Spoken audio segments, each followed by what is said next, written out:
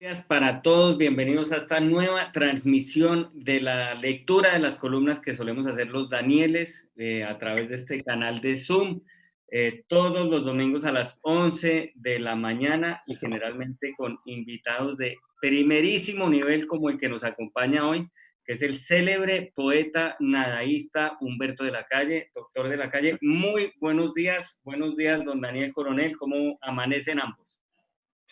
Bueno, no, pues un gran saludo a los Danieles, a ambos Danieles que tengo aquí al frente. Lo de poeta me dejó como dudando, ¿eso es una calumnia de la oposición? O ¿Hace los cuánto no poemas escribe que, poesía? los poemas que cometí, por fortuna, hoy han desaparecido de la faz de la tierra. Donde salieran algún día, yo creo que terminaría muy mal mi carrera pública y privada. Luego, mil gracias de estar aquí conversando con ustedes. Vi una señal que yo no sé si los que nos están siguiendo la vieron del escudo del Santa Fe. Eso es transmitido deliberadamente para molestarme a mí como seguidor del Once Caldas, ¿o qué comporta Entonces, eso? para los que pagan el servicio VIP, pueden tener una toma en la que efectivamente se ven los adornos que tengo en mi estudio del Santa Fe. Cuando quiera puede venir acá y le presto las copas o la réplica de las copas que hemos ganado, claro que sí. Yo soy ¿Están neutral en ustedes, en la disputa Santa Fe Millonarios, soy neutral, sigo fiel al Once Caldas, con sus éxitos y sus fracasos, pero dijéramos, ahí nos mantendremos. Podría ser peor, ¿no? Y el 11 está muy Sí, bien, sí, y tenemos fuerza a todos en la Copa Libertadores y tal, sí, sí, claro. Muy eso es bien, inolvidable. Sí. totalmente. ustedes están en presencia del único hombre que estuvo a punto de cambiarse el apellido por reforma constitucional? Figúrense que yo lo recuerdo en 1991, en medio de las discusiones de la constituyente, estábamos hablando de una campaña de comunicación para que los ciudadanos votaran en la asamblea y una de las propuestas era cambiarle el nombre de los ministerios, que en lugar de llamarse el ministerio de Gobierno. justicia de la justicia y el ministerio de la defensa se llamara ministerio de defensa y entonces surgió en esa misma reunión la idea de que se llamara Humberto Calle. ¿Por qué tenía que ser de la calle si estábamos acortando todo? Hombre, sí. Pues sabes que dicen las malas lenguas que esos apellidos originalmente eran el mismo, pero que en una disputa a raíz del grito de la independencia, precisamente, pues los republicanos decidieron llamarse Calle y se dice que los neoliberales conservadores de aquel entonces, estoy hablando de mis antepasados, no de mí, se mantuvieron firmes en el de la Calle, que se suponía pues que venía directamente de España y que tenía un poco de alcurnia. Pues es una pendejada, pero finalmente ese es, según me dicen, el mismo apellido y bueno, nadie es culpable de su nombre. De niño se burlaban mucho de mí en el colegio por el de la Calle, pero uno aprende a soportar el bullying y toca afrontar eso porque realmente no es culpa mía, ¿no? Sí, el otro día comentábamos, Daniel y yo, que usted tiene un primo francés que es colega nuestro, que es Julio de la Rue. Sí, sí, claro, claro, claro, claro. Y antes, obviamente por molestar, esa firma Tomás de la Rue, yo creo que Claro. había gente que creía que era el copropietario de ella, ¿no?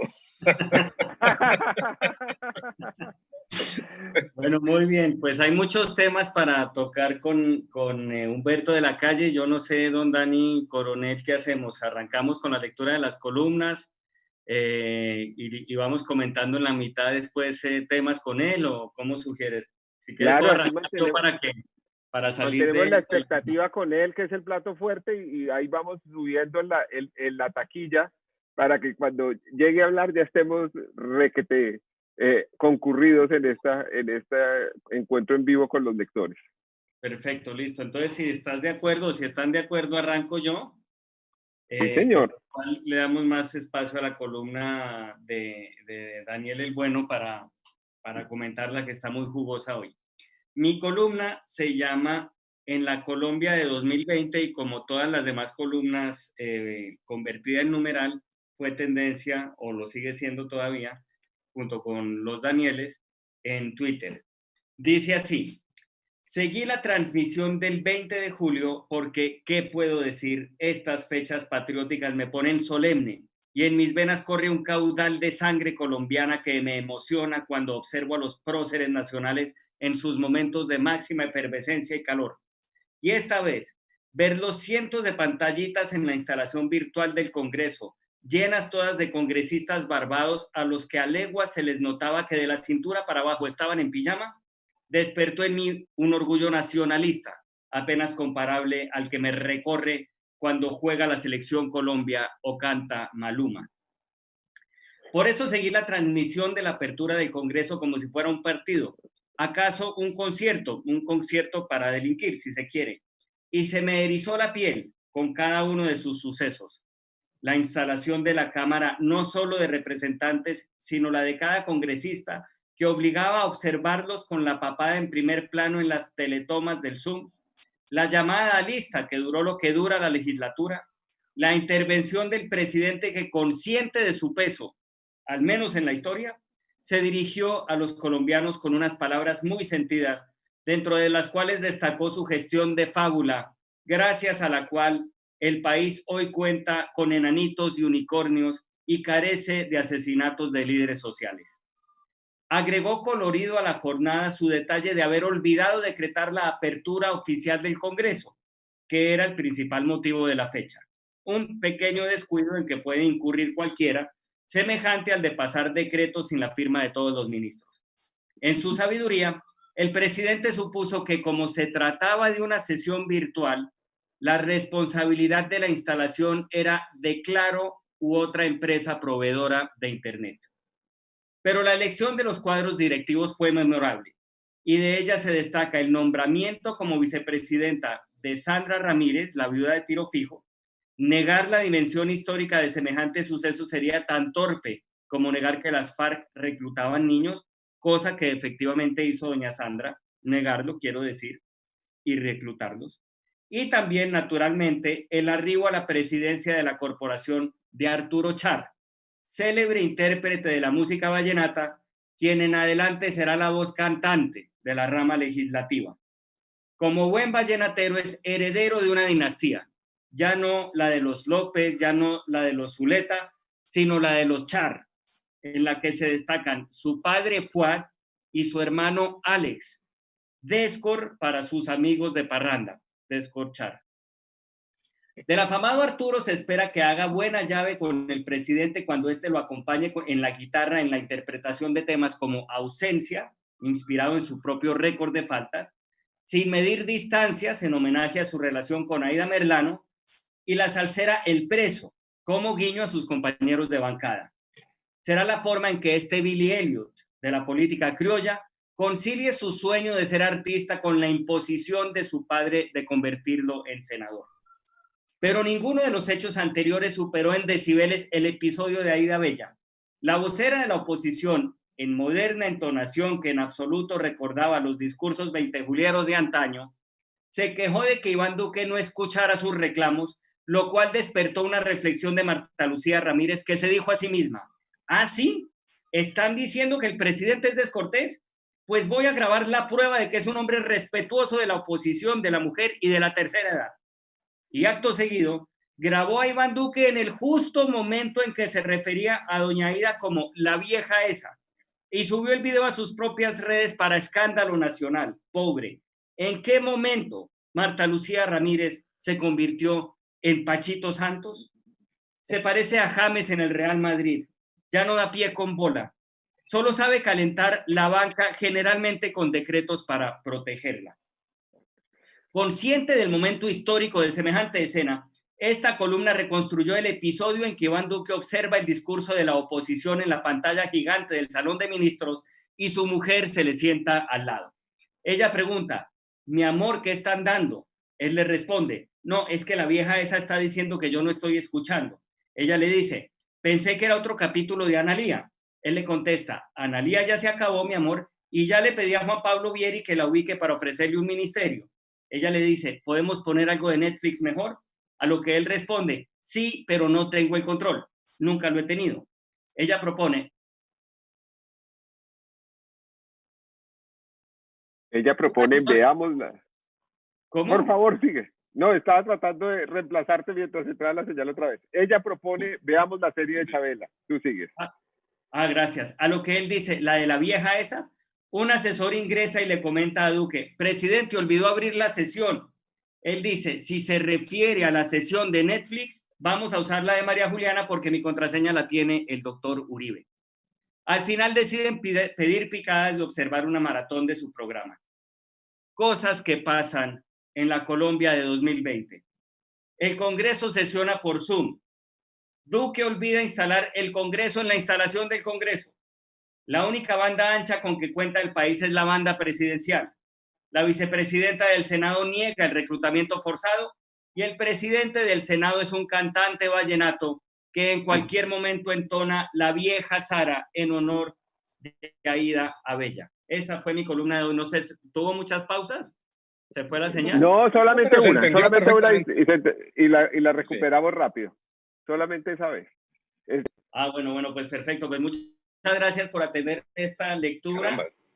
Doctor de la Calle, como usted pudo ver, ahí yo menciono el episodio de Sandra Ramírez, que Sí. negó que hubiera reclutamiento forzado. Declaraciones que dio Sí. en la estela de todo su nombramiento como vicepresidente y tal. ¿Qué opina usted como jefe negociador del proceso de paz de eso que está pasando con la negación de las FARC frente a ese delito? Bueno, entonces sí, me parece que eso es un temazo. Antes sí quisiera felicitar a Aída, porque el presidente la llamó vieja. Si la hubiera llamado abuelita, eso sí hubiera sido catastrófico. Mucho más ofensivo. Claro. Pero en este punto usted tiene que aclarar que es Aída Bella, porque hay dos Aídas en la columna. Yo me alcancé a preocupar porque como estamos hablando de Aídas y cantantes, pensé que estaba hablando de otra marcha triunfal. Bueno, entonces, felicitaciones a Aída Bella porque te salió barato ese tema. Ahora, sobre Sandra, esto lo voy a decir con total cuidado y delicadeza, pero me preocupó la actitud de ella. Primero, sí, aplaudo el símbolo, el que haya llegado a una vicepresidencia y lo que eso significa. Me parece que es como que se muestra que sí es posible tener un nuevo día donde podamos estar todos en la misma barca y conversando con diferencias y con disensos, pero eso es muy simbólico y me parece que es muy poderoso. Pero la declaración negando el reclutamiento, primero es absolutamente contraevidente, eso nadie lo pone en duda, pero en segundo lugar, esa declaración a la cual se acompañó después una formal rectificación o pronunciamiento suscrito por Julián Gallo, por Carlos Antonio Losada, sí me parece que tiene un defecto de fondo, porque Losada lo que dice es, no, todos tenemos derecho a ser derrotados en juicio, la señora Sandra va a ir a la JEP y allá le probarán lo que sea. No, perdón, esa sí es una distorsión profunda del acuerdo. Para eso no hubiéramos necesitado justicia transicional. Y lo he dicho también de militares que llegan a sentarse a decir, no, pues pruébeme a ver. No, pruébeme a ver se llama sistema acusatorio, vaya a la fiscalía y allá le resuelven su problema. La base de una justicia de transición era un arranque que implique el reconocimiento, que implique la reparación, que implique la verdad. Y es eso lo que le da balance y justificación a penas distintas a las penas tradicionales. Entonces, refugiarse ahora en el debido proceso es, primero, contraevidente, segundo, tardío, tercero, viola lo que se acordó, y es el fundamento, repito, de una justicia transicional, es llegar a cooperar. Es una búsqueda de la verdad y para los demás también, para los terceros y para los militares. De lo contrario, francamente, me preocupa esta reacción. Yo creo que las FARC tienen que ser más explícitas en reconocer, en pedir perdón, en tenderle la mano a los colombianos. Lo mismo digo del secuestro y de los demás delitos que cometieron. Doctor de la Calle, usted se pasó 4 años sentado con las FARC en La Habana. Bueno, además disfrutando de muchos privilegios, disfrutar del buen genio de sus compañeros de mesa de negociación, de la apertura mental de muchos de ellos. Pero bueno, se pasó 4 años en La Habana en todo esto y debió tener muchas conversaciones en privado en donde las FARC estaban dispuestas a admitir mucho más de lo que admiten en público. Este tema del reclutamiento forzado de menores, me imagino que también fue objeto de conversaciones privadas. Y en privado ellos debían admitir que sí o que no, justificarlo de alguna manera. ¿Usted nos puede compartir eso o sigue siendo parte de sus secretos de negociador? No, dijéramos que sí había conversaciones privadas y en ocasiones las FARC, particularmente la Embajada de Noruega, hacía ese tipo de pequeños condumios. Los noruegos creen que lo de la confianza personal es lo que facilita las negociaciones. Yo no estoy de acuerdo con eso. Uno tiene confianza en el proceso. Las personas son las personas y eso es efímero y cada quien juega un papel. Pero dijéramos, el tema de los menores se trató muchas veces y es extraordinariamente complejo. Siempre nos reclamaba aquí la opinión pública, con razón, qué pasaba con los menores. Incluso tratamos de que los liberaran antes de la firma del acuerdo. Hubo muchos intentos tratando de decirle a las FARC, bueno, llegó el momento de devolver esos niños a la protección de sus familias y sus padres, y el propio Estado a través del ICBF. El tema resultó más complejo. Esto ya podemos ser un poco más explícitos ahora que se firmó el acuerdo. Una primera actitud de las FARC era que es menor. Ellos sostenían que menor era el menor de 15 años. Y para eso se basaban en sus propios estatutos. A lo cual nosotros les replicamos, no señor, menor es el menor de 18, porque eso dice la ley colombiana. Sobre todo la firma de un protocolo sobre esa minoría a los 18 años. Entonces, claro, ese es el tipo típico de lo que pasaba cuando uno está entre dos mundos, porque las FARC me replicaron, pues usted no puede aludir a la ley colombiana porque nosotros estamos fuera del sistema, aquí vinimos a negociar fuera del sistema. Yo les dije, pues entonces tampoco me saquen en cara los estatutos de ustedes, que realmente para mí no tienen ningún significado, pero internacionalmente sí hay dos edades en juego. El derecho internacional humanitario y particularmente el Estatuto de Roma habla de la prohibición de involucrar en la guerra menores de 15 años. Dijéramos que ese es un punto a favor de las FARC. Pero nosotros, el protocolo que ya mencioné, que ha sido suscrito por una infinidad de países, pues nos hicimos fuertes en la edad de 18 años. El segundo punto era que las FARC sostenían, y esa es parte de la discusión ahora, que los niños ingresaban a la guerra voluntariamente. Eso en algunos casos puede ser, quizás algunas familias entregaban sus niños, eso no lo puedo negar, pero los casos de reclutamiento forzado son inmensos, enormes, eso no se discute. Y por eso pero nuestra es que además, insistencia... Sí, dime. Perdóneme, doctor, hay una especie de vicio de consentimiento cuando, por ejemplo, si un adulto tiene relaciones sexuales con un menor de 14 años, aunque teóricamente sean consentidas, se entiende que es una persona que no puede consentir con eso. Y pues tampoco podría consentir con ir a la guerra. No, es que el niño se pueda jugar a la guerra a los 10 años con un fusil. Claro, el niño puede manifestar que quiere ir, pero eso no es una manifestación de una voluntad libre porque no es una decisión madura y consciente. Eso es absolutamente exacto. Nuestro común amigo Félix de Bedú lo dijo muy bien. No hay reclutamiento consentido a esas edades. Entonces, ese es un crimen que cometieron las FARC. Yo creo que es un error de ellos. Me dicen que en el caso sobre el secuestro también son un poco reticentes de ir solo a responsabilidades colectivas. No, lo que tienen que hacer las FARC, y no deberían equivocarse en esto que es crucial, es reconocer sus responsabilidades. Ya la jurisdicción especial y lo que pactamos implica que los demás victimarios también tienen que reconocerlas. Luego, eso se lo aplicamos a los militares, por eso yo me opongo de manera radical a la idea de separar a los militares para una mesa aparte o para otro tipo de justicia, y los terceros no combatientes que financiaron matanzas.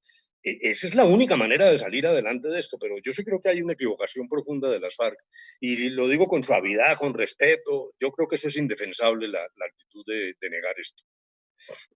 Yo estoy con usted, que eso es absolutamente indefensable, pero también hay una lección de esta parte de la sociedad, del establecimiento, en donde también ha existido cierta actitud reticente a aceptar responsabilidades. Por ejemplo, a los que financiaron esas matanzas o a los que financiaron la acción de los paramilitares, en las que no solo hay gente, pues, ganaderos y gente de 9 milímetros en la cintura, sino hay respetabilísimos empresarios. No nos vamos a poner a hablar de cervezas y gaseosas, no vamos a cometer esa grosería, pero por ejemplo, el señor Matos, para hablar de un idioma común y toda esa cosa, está metido ahí y nunca ha pagado ninguna consecuencia.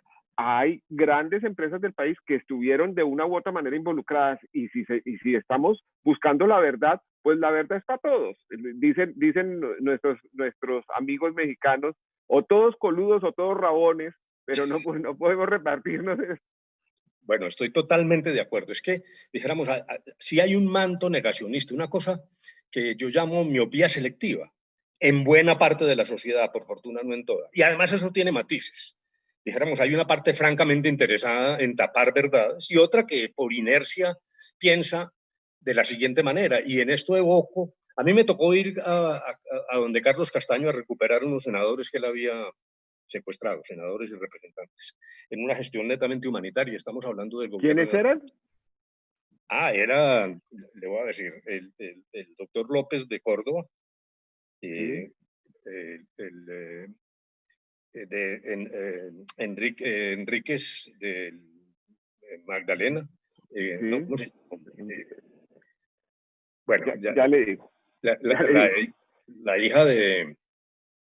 Carajo, la memoria le juega a uno pasadas cuando le preguntan así.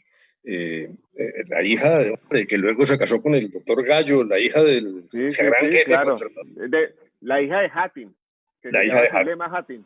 Sí, bueno. Incluso, pues, ya que me lo pregunta, entonces me va a tocar moverme un poquito atrás. Yo sé que el tiempo es precioso, pero al principio la gente creía que ese era un secuestro ficticio. Era como para mandar un mensaje, porque no veían, dijéramos, choque entre Carlos Castaño ideológico y y algunos de esos legisladores. No, eso es para mandar un mensaje y tal. Pero sucede que me pasaron, yo era ministro de gobierno, del Interior ya en ese momento se llamaba, dos cosas. El procurador Bernal Cuellar me dijo, no, es en serio. El Castaño exige que usted vaya a rescatarlos y si no los va a matar. Ya era la voz del procurador. Y luego del defensor del pueblo, que también dijo, usted tiene una responsabilidad del gobierno. Tienen que ir. Nosotros tomamos una serie de previsiones para que esto no se entendiera como una especie de reconocimiento de las autodefensas. Yo me fui con el embajador de España, Yago Pico de Coaña, y con un delegado de la curia, de la conferencia episcopal. Pero para donde voy es que yo llego, le digo, bueno, una cosa realmente frenética. Cuando pasamos por el río Inimea, de ahí en adelante había una pancarta que decía, a territorio de las autodefensas, todos somos autodefensas. Eso estaba lleno de banderas de Colombia y enorme cantidad de combatientes con unos uniformes novísimos y unas armas de alto calibre, realmente una tierra copada. Y relativamente lejos, pero no era propiamente selva tampoco. Entonces, Carlos Castaño me recibe con su Estado Mayor y yo le dije, señor Castaño, usted es consciente de que esto no es ningún tipo de reconocimiento, esta es una gestión exclusivamente humanitaria. Él me dijo, sí, por lo tanto yo no voy a hablar, yo vengo a recoger a estos señores. Me dijo, usted no va a hablar y estoy de acuerdo, pero déjeme hablar a mí. Ahí estuvo como 2 horas hablando y para allá iba, para no demorarme tanto. Él dijo, mire, ustedes están equivocados, el establecimiento está equivocado. La guerra de las FARC es una guerra irregular y solo se gana por métodos irregulares. Déjenos hacer la guerra irregular y ustedes después vuelven con sus juridicidades. Pero aquí lo que hay que hacer es la guerra. Esta guerra es necesaria. Casi me dice que era justa. ¿Por qué traigo esto a colación? Porque yo sí creo que en la sociedad colombiana hay personas que creen eso aun cuando no lo digan. Por allá en el fondo del cerebro dicen, no, la responsabilidad es de las FARC. Esos tipos, ¿cómo es que les perdonan? Eso deberían irse para la cárcel. Los militares y los terceros, no, eso era una necesidad. Esa pequeña sombra en la conciencia de muchos colombianos me parece que es la que ha conducido a minimizar, como tú lo dijiste muy bien, el tema de los terceros, y al lado de eso, que es de buena fe, si hay un quiste de mala fe que dice, no, hay que tapar la verdad. Realmente los que están metidos en el lío lo que quieren es destruir la JEP y la Comisión de la Verdad. Entre otras cosas, frente a los terceros, con un enorme error. hay 15.000, 12.000 o 15.000 compulsas de copia de la Fiscalía para ese tipo de particulares no combatientes que tú describiste muy bien. Están jugando esa la impunidad, dicen, bueno, si ya no me pasó nada, yo más bien me quedo quieto. Ese es un error. Al contrario, la jurisdicción especial en condiciones equivalentes a las FARC les da una salida sobre la base de contribuir a la verdad. En algunos casos pueden haber sido forzados, también hubo extorsiones, eso es verdad, pero esa situación, en el fondo, están apostándole a la impunidad y a callar, a barrer debajo de la alfombra, mejor dicho. Y así no vamos a tener paz. Yo sí creo que lo que hay que tener claro es que la JEP se basa en la responsabilidad de todos y la verdad de todos. Y eso yo creo que sí es clave, ¿no? Sí, y una enorme hipocresía que hay en el sentido de que, como era en defensa del Estado de Derecho, se puede violar el derecho mismo, porque como somos los buenos, entonces no tenemos que respetar la ley. No, pero claro, es más, le quiero contar que las ONGs en general en materia de derechos humanos, las ONGs piensan que es mayor la responsabilidad de los militares, porque son los que tenían un deber de garantía. Los guerrilleros nacen en la Son delincuencia, irregulares. son irregulares. Nosotros no aceptamos eso en La Habana y dijimos, no, vamos a darle un tratamiento equivalente, que ya era un avance frente a los militares. Por eso muchos se han sometido a la JEP contra las ideas que circulan, particularmente provenientes del Centro Democrático, que es además también erróneo, así como van a poner en la picota pública a los terceros financiadores, al paso que vamos, si sacan a los militares de la jurisdicción equilibrada, que se nutre de la sombrilla del conflicto, los ponen en condición más vulnerable. El día que llegue aquí la Corte Penal Internacional, no nos metamos mentiras, vendrá por todos los que hayan cometido crímenes, pero en primera línea están los militares por su deber de garantía. Luego es un error volverlos más vulnerables o pretexto de defender. Pero un último pequeñito argumento, es que hay algo que yo no he podido entender. La razón de ser, eso lo decía Ordóñez y él lo ha dicho el doctor Uribe y tal, ¿cómo el honor de las fuerzas militares? Esos señores militares no pueden estar revueltos con unos guerrilleros que son unos terroristas y que han cometido crímenes.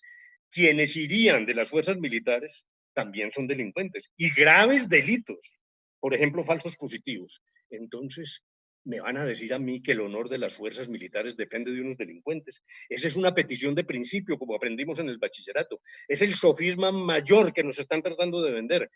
El honor de las fuerzas militares que existe y que se han jugado por nosotros no depende de quienes delinquieron. Ese es realmente el peor mensaje que están enviando. Y oyéndolo, me siento tan satisfecho de haber votado por usted en la primera vuelta y de no haber podido hacerlo en la segunda, hombre. Bueno, no pude convencer a los colombianos de que me acompañaran. Bueno, antes de que demos paso a temas políticos, a ver cómo va a ser la próxima votación y cómo va a ser el voto próximo en 2 años y demás, yo sugiero que le demos paso a la lectura de la columna de mi tocayo Daniel Coronel y con base en eso después también hablamos de otros factores que pueden estar afectando el proceso de paz, no solo lo que sucedió con Sandra Ramírez y demás, sino también lo que está haciendo el uribismo contra el proceso. Entonces, te sugiero, Daniel, que arranquemos. El espíritu conciliador de Daniel el Malo, que claro, él está tratando de alejarnos de la contienda y que nos metamos en un tema mucho menos litigioso, que es pues mucho más conciliador. Más suave. La columna se llama El desplome. No le pudo haber ido peor.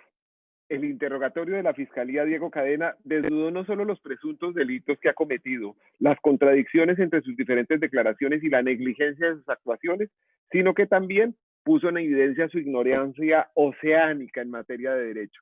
Diego Cadena es abogado, así lo acredita la tarjeta profesional, pero su vida laboral ha sido más la de un fixer, un arreglador de entuertos de narcos para evitar ir a juicio, un visitador de cárceles para sacar cartas de sus distinguidos huéspedes y un recolector de testimonios de bandidos para favorecer a sus clientes. Cadena, el abogado del expresidente Álvaro Uribe para este tipo de vueltas, no resistió la simple presión del cuestionario. Cuando el fiscal del caso le preguntó si había verificado las aseveraciones de Carlos Enrique Vélez, uno de sus testigos, antes de presentarlas a la Corte Suprema de Justicia, tuvo que reconocer que no. Solo se vino a preocupar por revisar la credibilidad del testigo cuando supuestamente empezó a extorsionarlos a él y a su socio Juan José Salazar.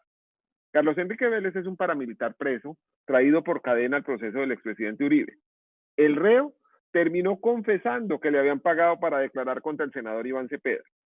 Diego Cadena asegura que los pagos efectuados por su oficina a varios testigos, entre ellos Carlos Enrique Vélez, fueron viáticos y ayuda humanitaria. Entre comillas, me conmovió, me nació hacerlo, aseguró teatralmente en la diligencia. Los pagos exceden por mucho los 7 millones de los que hasta ahora se ha hablado y la Fiscalía tiene pruebas de eso. Hasta María Elena Vélez, la hermana del paramilitar que recibió parte de la plata, citada hoy por el diario El Espectador, se sorprendió por la frecuencia y generosidad de los giros. En su declaración ante las autoridades reveló que le comentó a su hermano encarcelado, comillas, ve, de eso tan bueno no dan tanto. ¿Cómo así que el abogado le va a pagar a usted en vez de usted pagarle al abogado? Cierra comillas. Diego Cadena no pudo explicar por qué, si los pagos supuestamente eran legítimos, no están respaldados por recibos firmados por el paramilitar preso. Explicó así. Claro, la distancia y la falta de coordinación, justificó Cadena. Honestamente reconozco ese error porque la persona a la que se le giraba estaba en Palmira. ¿Y usted no tiene oficina en el Valle? Preguntó el fiscal. Sí, señor, en Cali. ¿Y Palmira cuánto está de ahí? Cuestiona inteligentemente el fiscal. A 25 minutos, admite Cadena, asistiendo al desplome de otro de sus argumentos. Diego Cadena ha sostenido hasta ahora que su cliente, el senador Álvaro Uribe, no sabía acerca de esos pagos. Comillas. Hubo un error de no haberle informado al presidente, pero no lo consideré importante. Cierra comillas. Lo raro es que sí consideró importante informarle sobre la oferta de favores jurídicos al testigo principal, Juan Guillermo Monsalve, a quien Cadena ofreció tramitarle gratis un recurso de revisión de su sentencia en la Corte, según está aprobado en la grabación que ustedes pueden oír en losdanieles.com. Uribe, en su indagatoria, ha dicho que los honorarios pactados con Cadena y representados en uno de los lotes de su esposa Lina Moreno en una exclusiva urbanización de Montería, cubrían todos los gastos en los que incurriera. Esto se lo preguntó el magistrado instructor. ¿El abogado Diego Cadena le reportaba a usted algún tipo de gastos propios de la gestión profesional? Esto es, contesta el senador Uribe. Se supone que esos gastos estaban representados más los honorarios en ese lote. Es un lote de más de 2.000 metros en una urbanización de las mejores calidades que está llamado a valer mucha plata. Diego Cadena, en su interrogatorio, afirmó que el lote está valuado en 600 millones de pesos y que Uribe le aconsejó no venderlo porque seguirá subiendo de precio. Así le respondió al fiscal cuando le preguntó qué incluía ese pago en especie. Cuando cuadraron lo del lote con su cliente, pregunta el fiscal, ¿se habló de que se generarían pagos de viáticos, que de ahí se descontarían o no? No, señor, responde Cadena. Ojalá ustedes se lo pregunten al doctor Uribe. Yo en ningún momento le dije, presidente, yo le voy a cobrar por estos 100 millones de pesos. Él fue el que me dijo, yo le quiero dar un lote porque usted me ha ayudado con estas declaraciones. Lo anterior lo dijo en su interrogatorio perdón, del 5 de noviembre pasado, perdonen. Otra cosa había dicho el mismo Cadena bajo la gravedad del juramento en su declaración ante la Corte Suprema de Justicia el 23 de septiembre. ¿En qué momento el señor Álvaro Uribe Vélez lo remunera a usted? Pregunta el magistrado. Yo, afirma Cadena, manifiesto que necesito unos recursos para gastos de mi desplazamiento y al tiempo empleado como apoderado en este tipo de actividades, señor. Eso es lo que yo digo, señor magistrado. No hay manera de que las dos versiones sean ciertas. O le cobró o no le cobró. Varias veces Diego Cadena le imploró al fiscal, créame, ante la evidente inverosimilitud de sus versiones. El final fue apoteósico para la fiscalía y especialmente lánguido para el abogado tan arrogante en otras ocasiones. Puesto en evidencia, Diego Cadena pretendió convertir sus conductas en pecados veniales. Abre comillas. Se cometieron errores e imprudencias, pero en ningún momento se sobornó a una persona para que cambiara, ocultara o mintiera. Le pido disculpas por mis actuaciones. Créame que esto me deja una gran experiencia. Cierra comillas. Mañana es la largamente aplazada audiencia de imputación de cargos y solicitud de medida de aseguramiento intramural contra Diego Cadena por los presuntos delitos de soborno de testigos y fraude procesal. Esa es la columna. Bueno, ¿y qué crees tú, qué anticipas tú que va a pasar? Yo creo que le van a dar domiciliaria porque pues ese es el tratamiento para este tipo de imputados VIP y también por las condiciones del coronavirus. Eh, también pienso que tienen todas las pruebas, la Fiscalía tiene todas las pruebas, más del 80% de esas pruebas han estado a la vista, gracias al trabajo periodístico, pero uno nunca sabe, Colombia está lleno de sorpresas. Carlos Matos sigue libre en España. Y con todo ese caso en general, ¿crees que, es decir, no crees que prospere? ¿Crees que va a prevalecer el miedo en el momento de tomar la decisión? Yo creo que está la avalancha de evidencias que sería muy contraevidente que no hubiera una medida de aseguramiento contra este abogado, que además es como un claro exponente de ese nuevo tipo de abogados que hay en Colombia. Humberto de la Calle, que ha sido abogado y abogado con mucho éxito, aunque realmente empezó su carrera de litigante exitoso con unos años ya porque había dedicado la mayor parte de su vida al servicio público, pero empezó, digamos, grandecito, pero con mucho éxito. Yo le pregunto si alguna vez tuvo la posibilidad de comprarse un avión. Hombre, es mi Renault 6.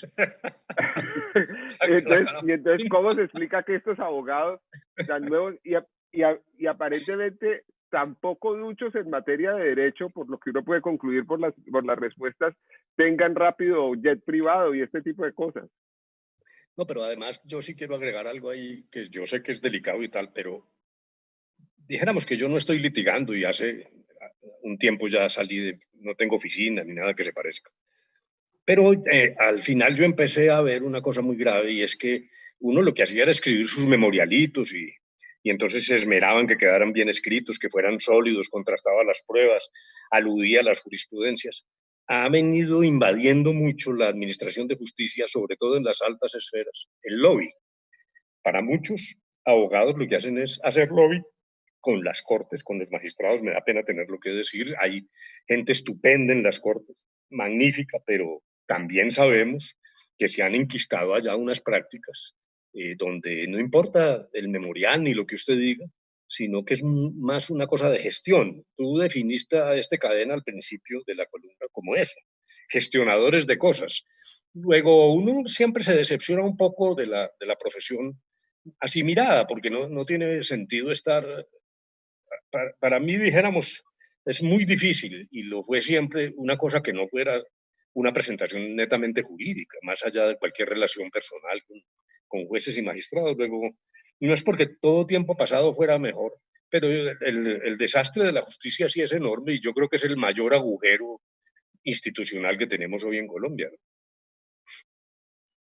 Esta figura del fixer, que no era habitual en Colombia, se convirtió en pan de cada día. O sea, son personas que patinan intereses y todo. Usted lo menciona en las cortes, pero la fiscalía, y hay que aclarar en aras de la justicia y de la verdad que eso no empezó con este fiscal ni con el anterior, sino que llevamos mucho tiempo en este tema, en donde hay lobbies ante la fiscalía para definir la suerte de los procesos y donde las elecciones de fiscal general se convierten en una apuesta para grupos de litigantes en un sentido y en otro. Si dijéramos dos cositas. Una, yo tengo que decir sin vacilar que la solución en materia de justicia que se derivó de la Constitución del 91 no salió bien, no ha salido bien. Eso de poner a los magistrados a nombrar en los órganos de control partía de una base biológicamente equivocada, y es que las manzanas buenas corrigen a las podridas, y creo que eso no ha pasado nunca, y en efecto lo que pasó es al revés, que las podridas terminaron contagiando a unos magistrados que nunca tenían que intervenir en cosas distintas a los fallos. La Fiscalía ha crecido demasiado, me parece que se ha ido generando la necesidad de un mayor control, en general, y no me estoy refiriendo, como tú bien lo dices, solo a la situación actual. En general, los fiscales quedan en una condición de poco control. Yo creo que la Corte no solo debería nombrar, hay que establecer un mecanismo de rendición de cuentas del fiscal a la Corte que lo nombró, porque después de nombrados, y en general pasa con los órganos de control, luego me parece que ahí el gran hueco que quedó y se cometieron errores en la Constitución del 91 proviene de allí. Estos son problemas en la azotea del organismo jurisdiccional. Abajo es el problema de acceso, las dificultades, las demoras, las cosas alucinantes que pasan, un tipo esperando una cesantía 15 años, las pensiones de jubilación que nunca salen. Pero arriba sí hay un problema que además se volvió casi invencible, porque es una especie de círculo cerrado donde se comparte tanto el poder entre unos y otros, yo te investigo, tú me investigas, que es, lo que se produjo fue un quiste institucional que yo sí creo que hay que reventar y que el Congreso no ha podido o no ha querido, sencillamente porque son demasiados los intereses creados. Yo creo que en ese punto sí deberíamos salirnos de la ruta habitual y pensar en un mecanismo extraordinario limitado. Yo no soy amigo en exceso de las constituyentes. Ya tuvimos la del 91, la Constitución está viva y tiene un mensaje muy poderoso, pero algunas cosas como esta de pronto sí exigirían una constituyente limitada para que las decisiones se tomen de manera completamente ajena a los intereses creados. Esa es constituyente limitada, no se la cree nadie. Eso es como el cuento a las novias de no más esto. No. Sí. Puede ser. Uno abre la constituyente y después eso no la para nadie. Nadie. Puede ser, sí, yo también. Ese temor existe. Ese es el cuento de la puntica nomás, ¿no? Bueno. Sí, señor. Sin embargo, pero hago una acotación, simplemente para que tengamos todos los elementos de juicio. Por lo menos hoy, a diferencia de lo que ocurría en el 91, una constituyente limitada tiene control constitucional, en el sentido de que, de todos modos, la Corte sigue funcionando y puede establecer este tema pertenece a Administración de Justicia y este no. Pero también admito los riesgos, como tú lo dices, luego en esto no hay que ser dogmático. Pero ¿cuántas veces hemos fracasado tratando de reformar esa cúpula de la justicia? Es que hay demasiados intereses. Bueno, pero ese era uno de los miedos que podía producir Petro, por ejemplo, ¿no? Lo de meter al país en la aventura de una constituyente que uno sabe cómo empieza, pero no cómo termina. No, sí. Lo hemos visto esta semana con algo de coqueteos hacia el petrismo, coqueteos además muy bien recibidos por parte de él, según lo expresó en un trino, creo que de ayer o de antier. Háblenos de eso, cómo la está viendo para el futuro, pero antes quisiera que, ya para entrar en esa materia de lo que puede llegar a suceder en el 2022, quisiera saber si usted cree que el uribismo efectivamente está logrando hacer trizas la paz. ¿Qué tanto ha afectado de verdad el paso de Duque por el poder, el proceso de paz? ¿En 2 años todavía quedará algo de proceso o la imagen de ex integrantes de las FARC como los de Ituango desplazándose y muchos de ellos volviendo a las armas y tal, será lo que prevalezca en un futuro próximo después de de las intentonas del uribismo por hacer trizas lo que usted dejó construido? Dijéramos que con el ánimo de ser hasta donde uno puede objetivo, por lo menos riguroso en lo que dice. Yo siempre le he reconocido al gobierno de cierto momento para acá. Al principio el gobierno quedó un poco, parecía en medio de un estupor. Cuando gana Duque, la tesis era volver trizas y eso quedó ahí como en el limbo, pero ahora Archila y el propio gobierno y se está moviendo en la reincorporación de los excombatientes, que además pues los están matando de la manera más infame. No estoy diciendo que el gobierno, estoy diciendo que los están matando. Bien.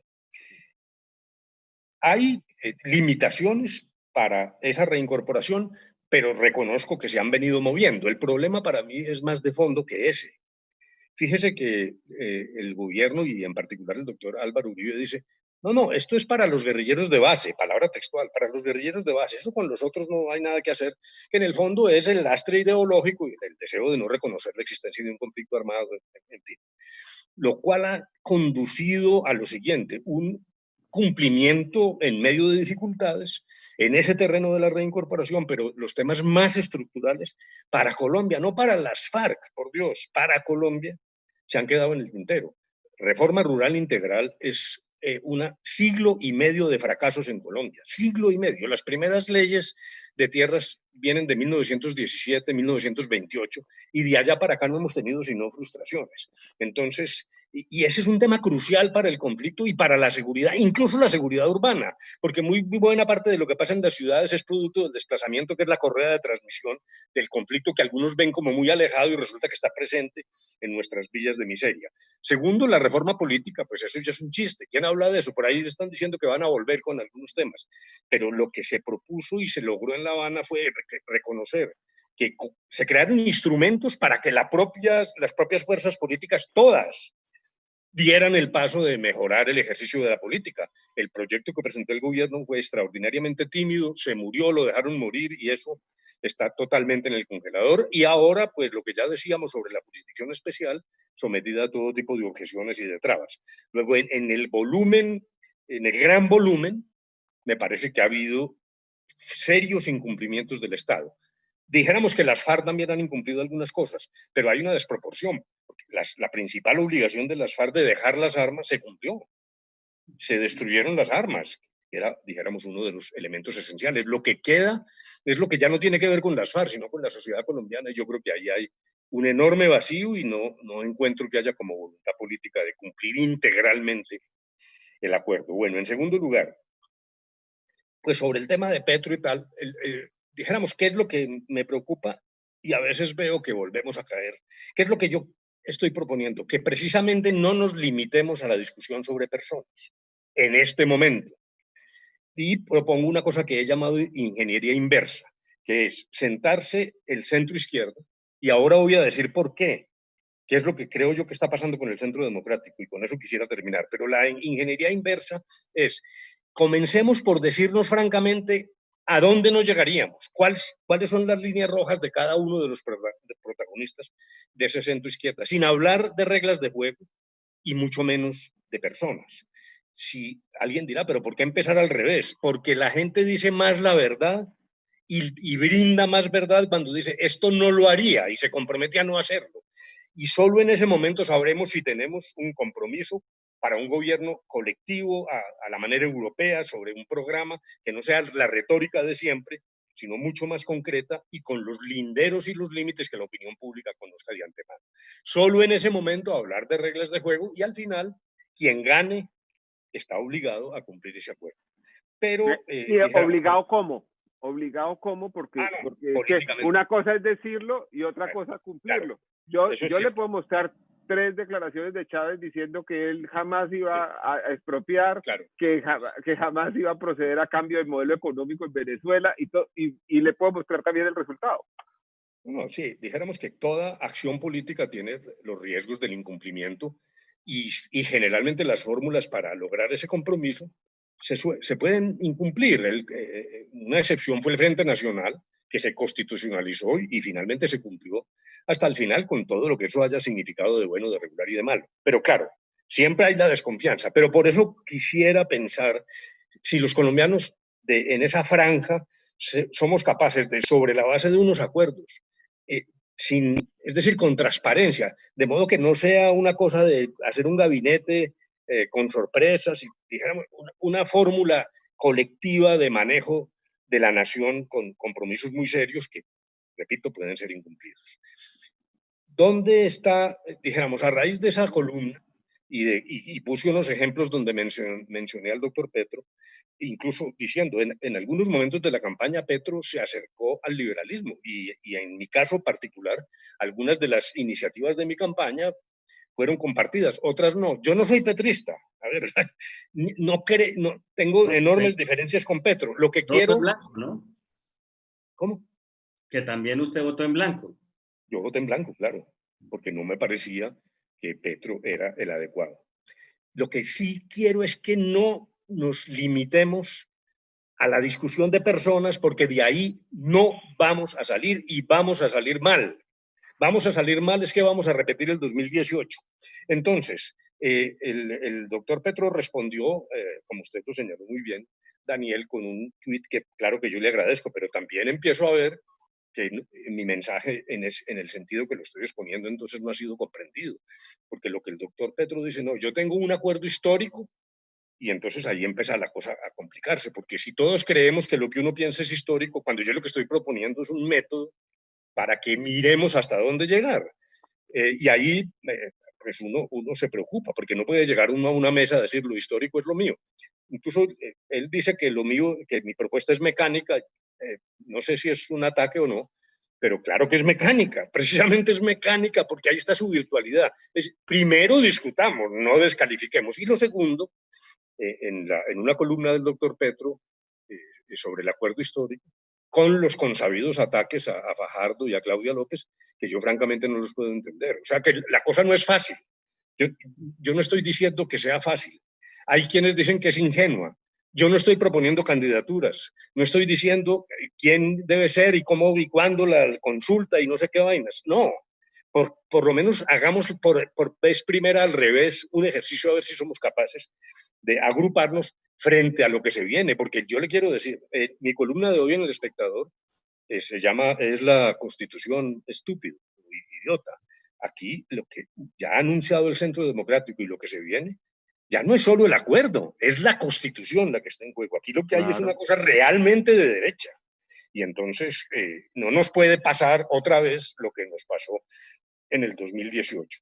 Ahora, y finalmente sobre Petro, lo que también me parece es que es un error de la clase dirigente y, por ejemplo, de los gremios, armar esos bloques contra Petro, homogéneos, esas gavillas que lo victimizan, además de ser inadecuado, y no es el tratamiento razonable de la política, es contraproducente. Esa victimización le manda. El primer victimizador fue el señor Ordóñez. El señor Ordóñez que usó su poder siempre de manera sesgada, siempre persiguiendo, siempre en función de su ideología, que cometió graves errores en la aplicación de las normas que le dieron para cuidar. Y luego viene en un mundo de superintendencias con el ánimo de inhabilitar a Petro. No, hombre, ahí sí recuerdo otros ciudadanos, dejen jugar al Moreno. Yo creo que a Petro lo que es que juegue la política y lo derrotamos y toca derrotarlo. Si él no acepta modificar, todos tendríamos que ir con ánimo de modificar posiciones en busca del acuerdo. Si eso no es así, pues no hubo acuerdo. Pero pues que el señor no lo pueden destruir. Ese es el resultado que a usted le gusta. Lo derrotamos si es necesario en las urnas. ¿Y qué tal si él los derrota? ¿Cómo puede pasar? Claro, pero entonces, lo primero, eso me recuerda en el tema de las FARC, que alguna vez en la mesa de conversaciones nuestra, en la del gobierno, alguien preguntó, ¿y si ganan las FARC las elecciones? Eso pues era realmente un chiste, como se pudo ver, que íbamos a entregarle el país a las FARC, yo me reío de eso. Me parece que eso sí fue la fábula tremenda, pues, pero bueno, pues si gana, ganó, maestro, porque ¿qué podemos hacer? Lo que yo no creo es que... Esa es la democracia. Sí, y si gana, lo que me parece que es un error es colgarle ahora el Consejo Electoral. Yo entiendo que el Consejo Electoral tiene que investigar, pero eso de las dos maestras que dieron 90.000 pesitos, hombre, maestro, eso es de una desproporción bastante semejante a lo de Claudia haciendo mercado. Es que, y en cambio al profesor Ñeñez y nadie le está preguntando nada, ¿no? Además, o sea que sí es el juego de acciones y silencios. Entonces, primero, sobre Petro, yo no estoy proponiendo alianzas ni lanzando candidaturas, ni yo estoy diciendo que es que me voy a aliar con Petro, yo no soy protagonista de esto. Otros van primero que yo estoy total en la banca, si se quiere, pues que haga una concesión en la banca, dejemos a ver qué pasa, pero yo no estoy en el juego de candidaturas. Lo que estoy es advirtiendo un peligro real que ahora se intensifica con los anuncios del Centro Democrático que al crear esa figura de los referendos, el cesarismo iliberal, aparentemente democrático, porque es un lobo con piel de oveja, destruir los avances en materia de derechos que haga la Corte Constitucional, es la destrucción del Estado constitucional, maestro. Es que aquí, hasta las cosas menores, por ejemplo, una cosa que es una pendejada, pedir títulos para ser congresista. Eso de pedir títulos universitarios, repito, es una pendejada porque eso ahora van a una notaría y echan un cuento ahí, eso pues, y hay miles falsificados, eso, en cambio... No, incluso de bachiller. Incluso de bachiller. Y en cambio usted sí saca del cuerpo electoral a las personas que no tienen título universitario. Esto se parece mucho a lo que se llamaba el sufragio censitario en la época antigua, cuando había que tener propiedades o demostrar unas determinadas calidades. No, señor, la democracia parte de la base de la igualdad, así no tenga título universitario.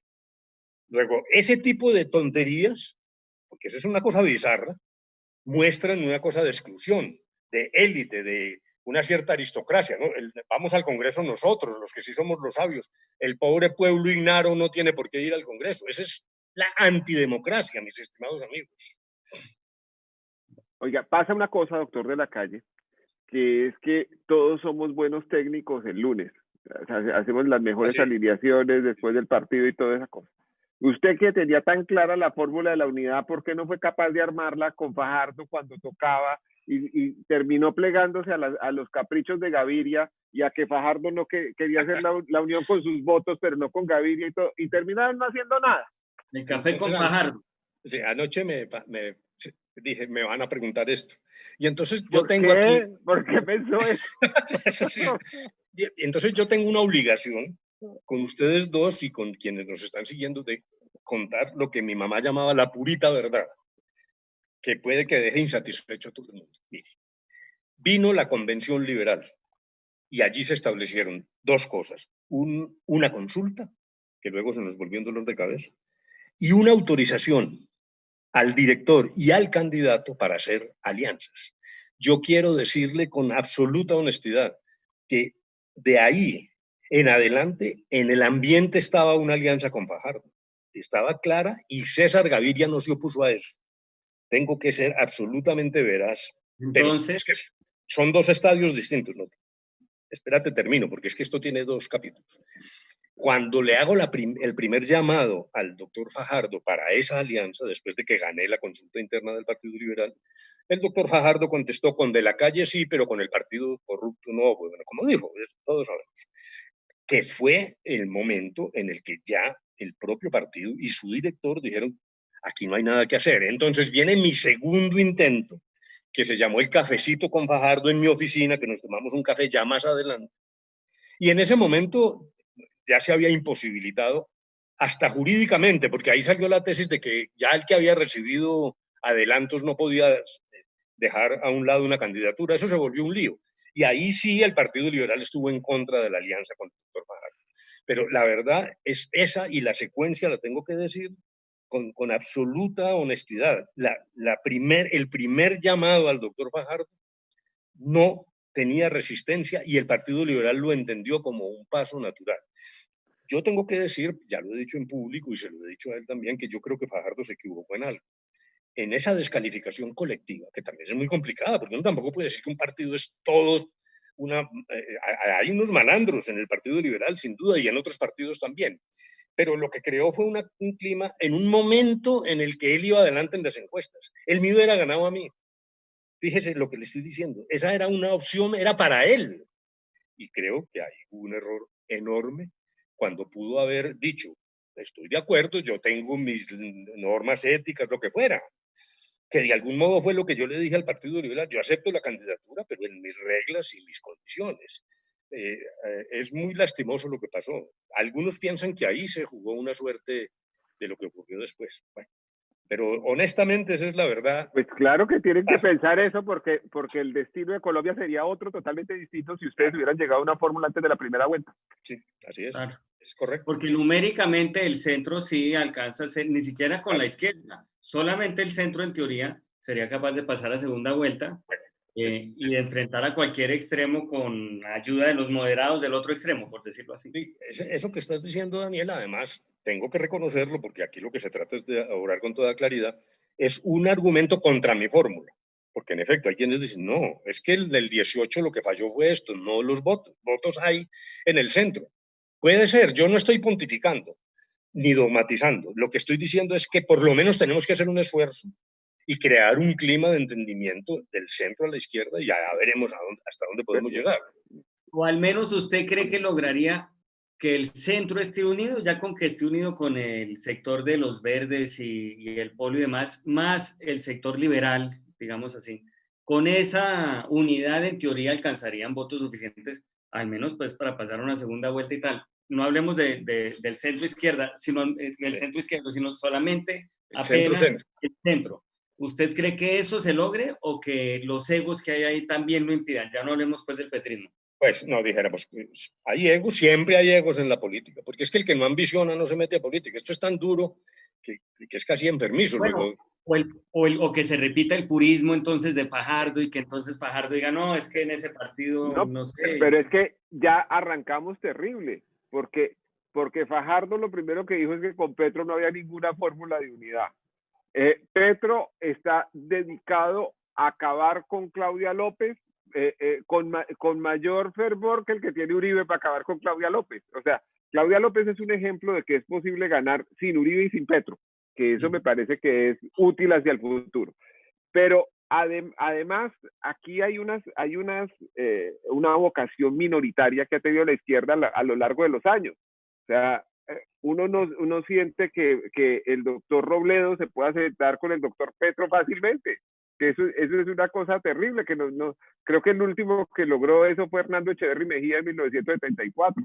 Eso ya no hay forma de que haya una unión nacional de oposición. Eso es una locura. Entonces, si no se quitan todos esos sombreros y no piensan a lo que le están abriendo la puerta, pues no van a lograr ninguna fórmula de conciliación.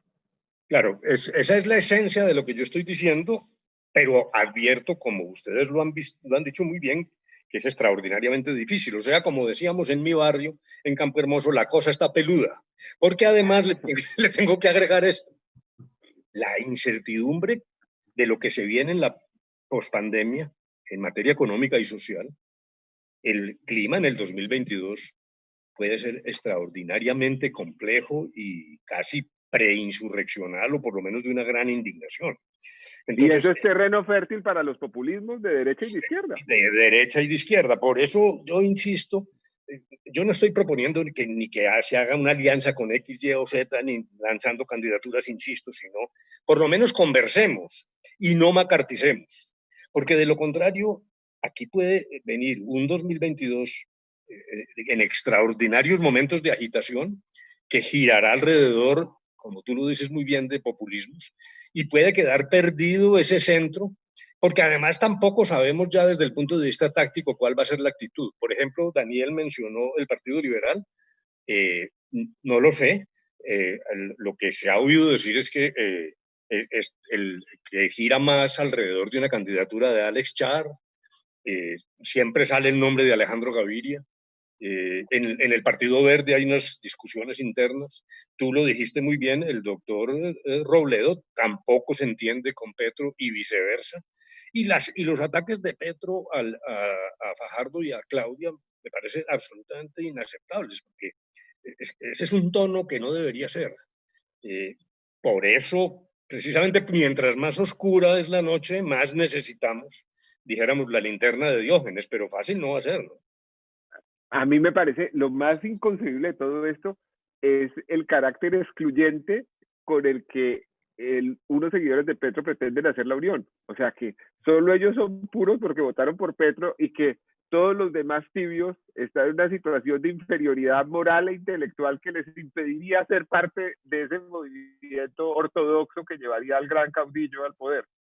No, estoy de acuerdo, y esa es una desviación y hay que reconocerla, y eso tendría que ser corregido, porque, repito, mire cómo el doctor Petro dice que mi propuesta es mecánica y la de él histórica, donde yo quedo pues como una especie de carpintero, ¿no?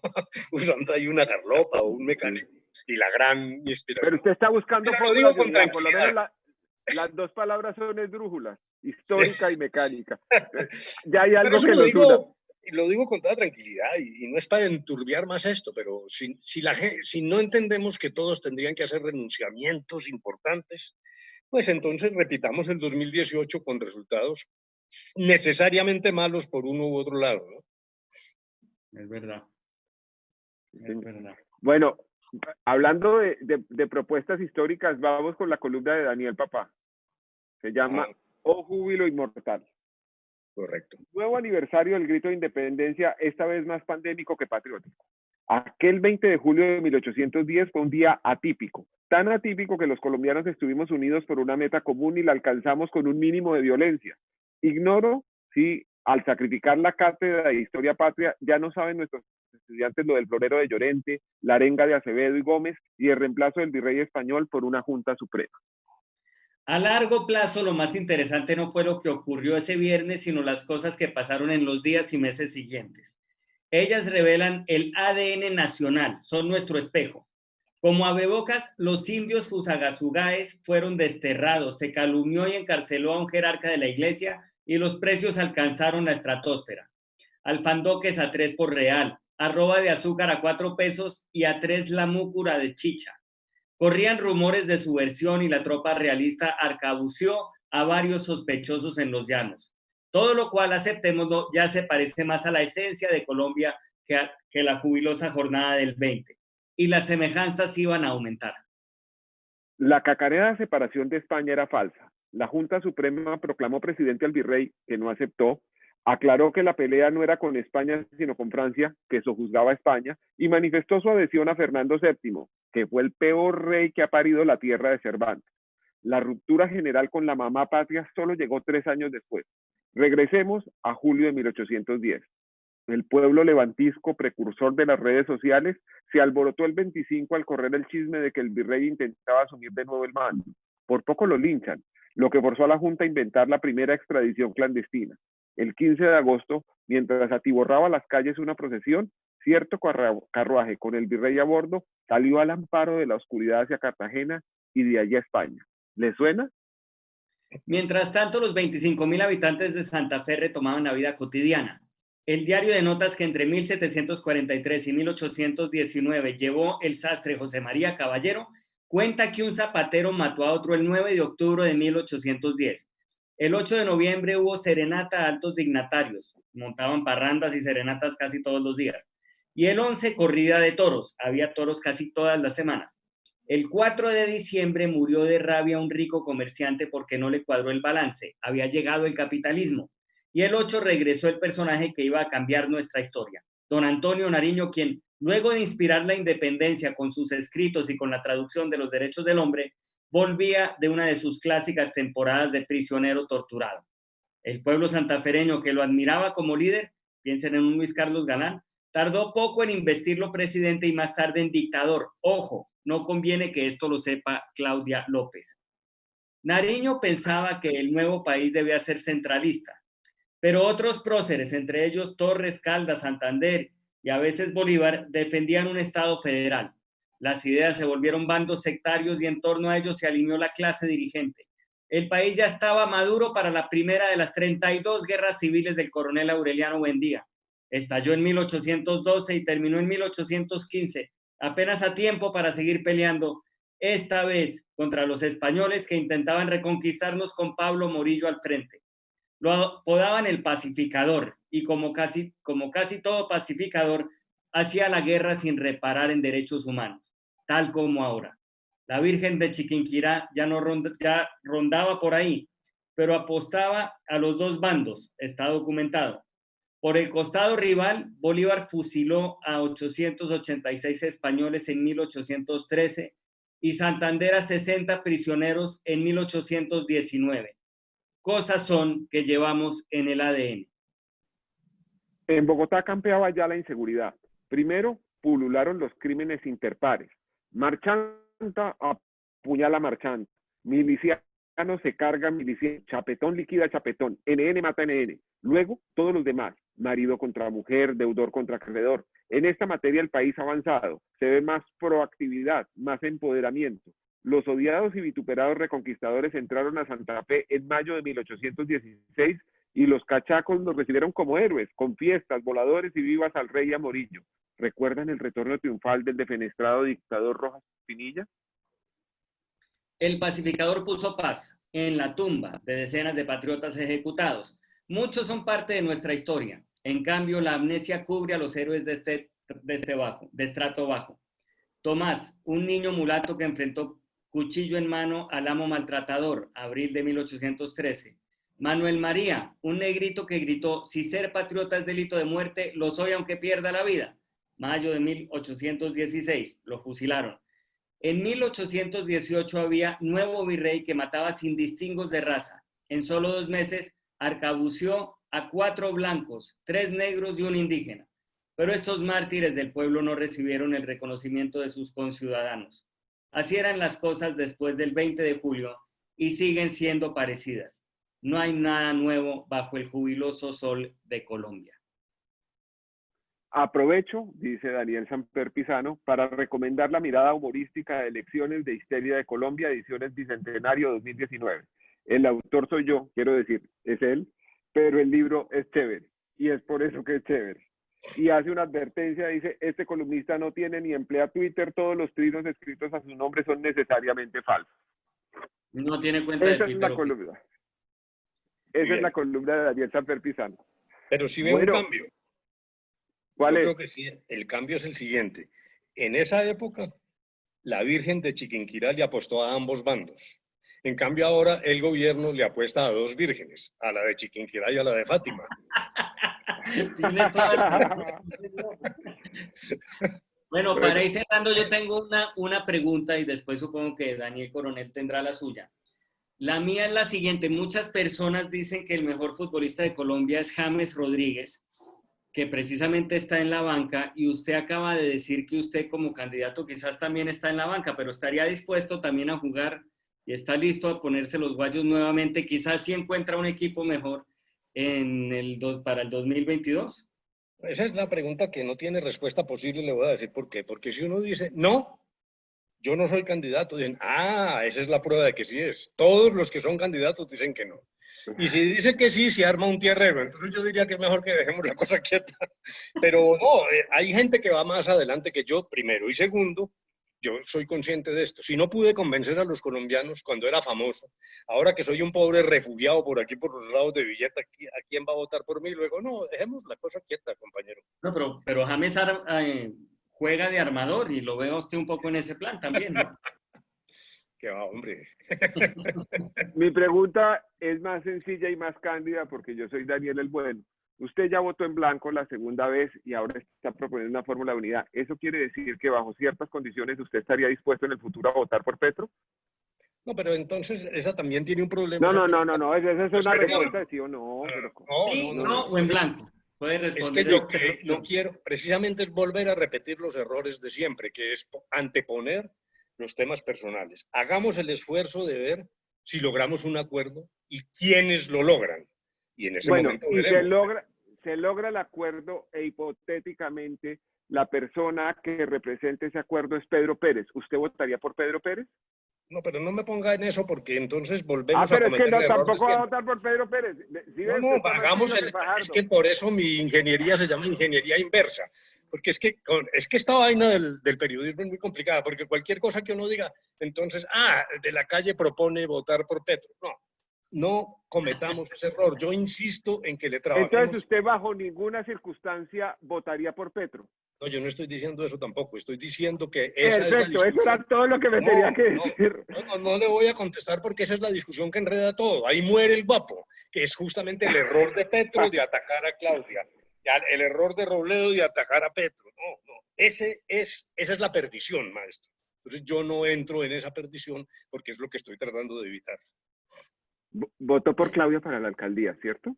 Sí, sin duda, y la apoyo y me parece que está haciendo muy buena administración. ¿Y habría votado por Fajardo en segunda vuelta si Fajardo hubiera pasado a segunda vuelta? No, es más, yo lo dije en público y se lo dije. Entonces, ¿qué está? ¿Y votaría por Petro? Hombre, no me ponga en eso porque es que ahí es donde muera el guapo, ahí es donde se enreda, porque si ustedes no están dispuestos a aceptar una fórmula de unidad que tenga como cabeza a Petro, no están proponiendo ninguna fórmula de unidad. No, ustedes es un plural que no existe, porque dijéramos, esto es una cosa que se me ocurrió solito en función de mi columna periodística, pero en segundo lugar, repito, es que ahí es donde empieza mal el tema. Entonces, no me ponga a decir que sí ni que no, porque no le voy a contestar sí o no. Le voy a decir que hay una fórmula que precisamente trata de evitar eso, que es la catástrofe que debemos evitar. Yo creo que Petro hubiera votado por De la Calle si usted hubiera pasado a segunda vuelta. Muchas gracias, doctor De la Calle, por haberlo tenido aquí. Fantástico. Nos vemos pronto. Un gran invitado. Mil gracias. Gracias, señor.